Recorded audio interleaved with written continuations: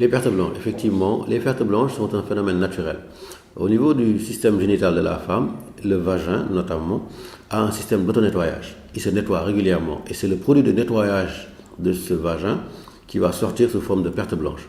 Ce qui veut dire, qu'on n'a pas besoin de nettoyer le vagin. Donc quand on fait une toilette intime, on n'a pas besoin de mettre le doigt à l'intérieur du vagin. C'est ce qui pourrait être une source d'infection. Donc une femme, normalement à partir de la puberté, et même les enfants, même les bébés de sexe féminin, ont des pertes blanches. C'est juste, comme je l'ai dit tout à l'heure, un système de nettoyage du vagin. Mais les pertes blanches, elles sont normales lorsqu'elles ont 5 caractères. Elles sont blanches. Elles ne sont pas censées être bleues, verdâtres, jaunâtres, rougeâtres, noirâtres. Deuxièmement, il n'y en a pas beaucoup. C'est quelques pertes de temps en temps qui tachent le linge. Troisièmement, elles ne doivent pas gratter. Si elles grattent, ça veut dire que ce ne sont plus des pertes blanches normales, il y a peut-être une infection. Quatrièmement, elles ne doivent pas avoir une odeur désagréable. Si elles ont une odeur désagréable, c'est aussi le témoin d'une infection. Et enfin, cinquièmement, elles ne doivent pas être accompagnées de douleur.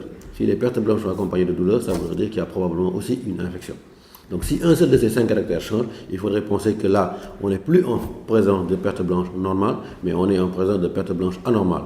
Et là, il faut aller voir un médecin ou une sage-femme qui va examiner, faire des bilans si nécessaire pour savoir quel est le type d'infection et proposer un traitement.